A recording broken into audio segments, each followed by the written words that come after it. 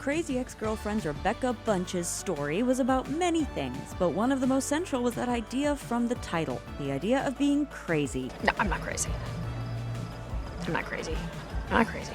This is first just a more jokey part of her so-called crazy ex-girlfriend status, but over time she comes to confront and eventually adapt to deal with her very real mental health issues. For almost 30 years I've known something was wrong, but Mom said weakness causes bloating, so I tried to be strong. Crazy as a descriptor has long been used to put down or discount people, especially women, and over the course of its run, Crazy Ex-Girlfriend worked to unpack this, to give agency and humanity back to Rachel in a way she never thought possible. So let's take a deeper look at how Rebecca reclaimed the idea of crazy and found ways to use it to empower herself. This is all the weird and freaky and dumb and useless stuff that is my life and has led me to nothing.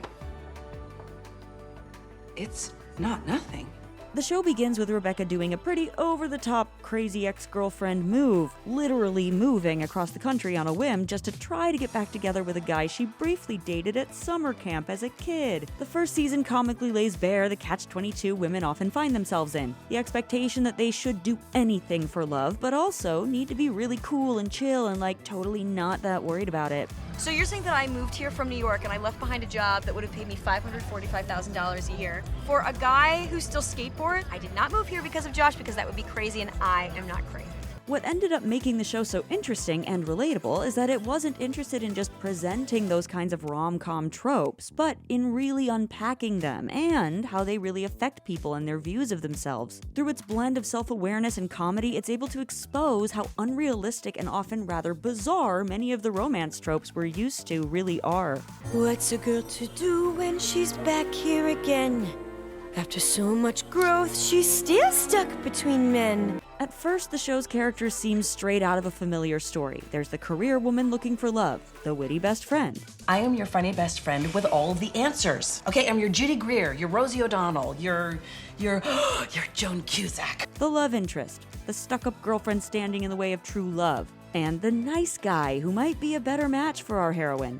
But the show makes each of these characters complex. They either don't live up to their assigned role or reveal themselves to be a totally different character than we first thought. Oh, well, which one? Calendar, about me, FAQs, upcoming events, past events, or contact me. God, you're funny. What? Me? In the same way, we see the characters encounter predictable rom-com situations that even they realize are artificial. So when Rebecca and her handsome boss are trapped in an elevator together, it comes across as self-aware, not contrived. That's exactly what happens in rom-coms. Okay, good-looking people who hate each other but secretly have the hots for each other, they are always getting stuck in snowy cabins and bank vaults and the trunk of a car. When Rebecca gets carried away by romantic fantasies, instead of playing into it like normal rom-com sidekicks, the other characters often actually express a much more realistic view of things. So the moment you're craving isn't anchored in real emotion. It's a script dictated to you by our society's patriarchal love narrative. While Crazy Ex-Girlfriend emphasizes the absurdity of these tropes, it also reminds us how much people buy into them. Today, I'm gonna declare my love to a prince, and it's gonna be oh so romantic. Rebecca's romantic fantasies started in childhood with princess stories. She grew up listening to the song One Indescribable Instant, which tells girls that love will solve all their problems. What are you kidding me? No, it's for real lovable instant. Rebecca initially chooses Josh over her other love interest, Greg, because he says everything a fairy tale prince would say. Look amazing. Like a princess. The show works to analyze how gendered expectations can shape women's entire lives. Rebecca and her best friend Paula are still trying to fit their relationships into rom-com and fairy tale narratives in adulthood. It's like you're Kate Hudson and Josh is this British actor that no one's ever heard of but is super cute. I kind of saw it as a fairy tale where I'm the spunky princess, Josh is the handsome prince who gets turned into a stone. But what they've been taught to desire is so outlandish that they feel underwhelmed by real life. They dance together at a ball, or they kiss in a tower, or they sail on a magic carpet. I just want to look into Greg's eyes and, have a moment. And we see these romantic ideals have even taken a toll on the men as well, from the obsessive Trent to serial monogamist Josh. It's normal to feel like this right before you get married, isn't it? Isn't it normal? The show initially pushes Rebecca's fixation on Josh so over the top that she's almost a caricature, but in doing so works to unpack the truth about how her actions are the result of the world she was raised in. You checked his Facebook 63 times today and his Instagram 18 times. You love him, you moved here for him, and you won't admit it. The show's musical numbers find hilarious ways to dive into the very real problems that Rebecca is dealing with, including the sexist expectations that got her to where she is. This is how you get ready?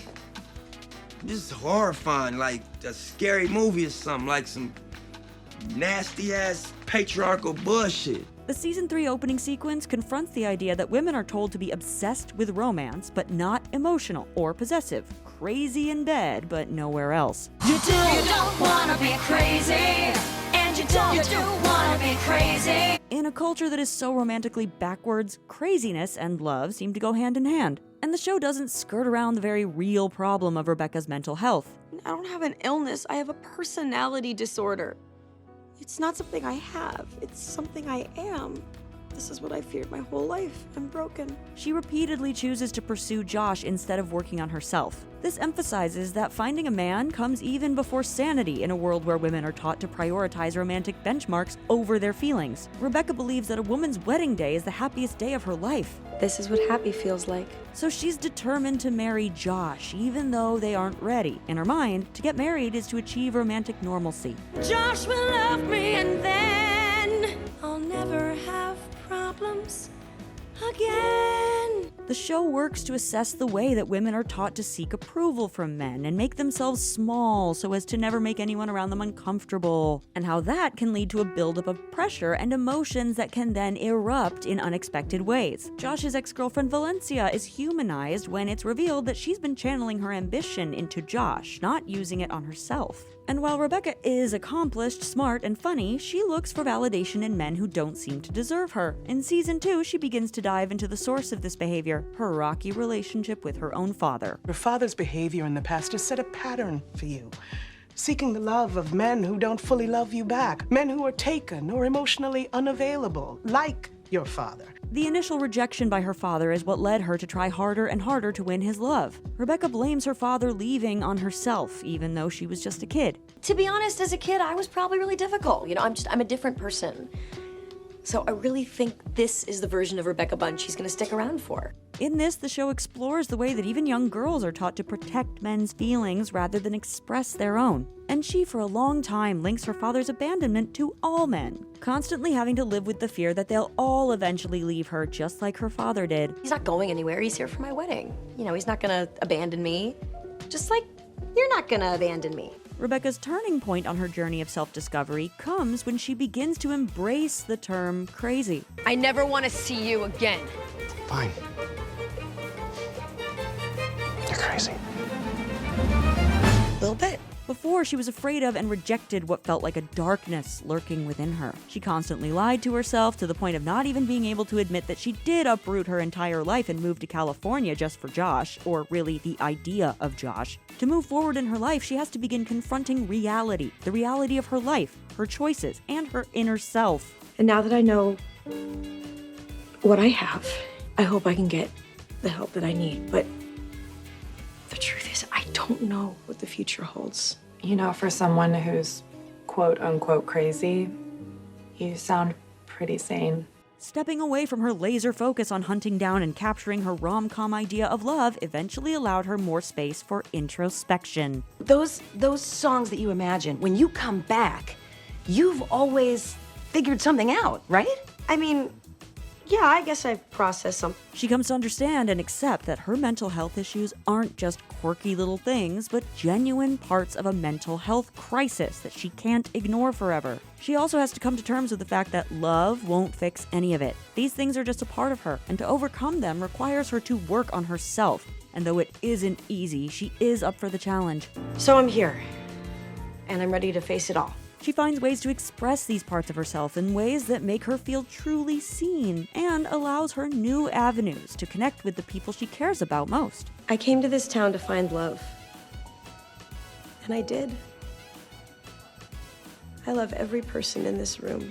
In the end, she comes to realize that no label, crazy, perfect, obsessed, beautiful, whatever, should get to dictate her life. It's her story, and only she gets to decide how it unfolds. When I'm telling my own story, for the first time in my life, I am truly happy. That's The Take. Click here to watch a video we think you'll love, or here to check out a whole playlist of awesome content. Don't forget to subscribe and turn on notifications. And make sure to subscribe to our Patreon for exclusive new videos.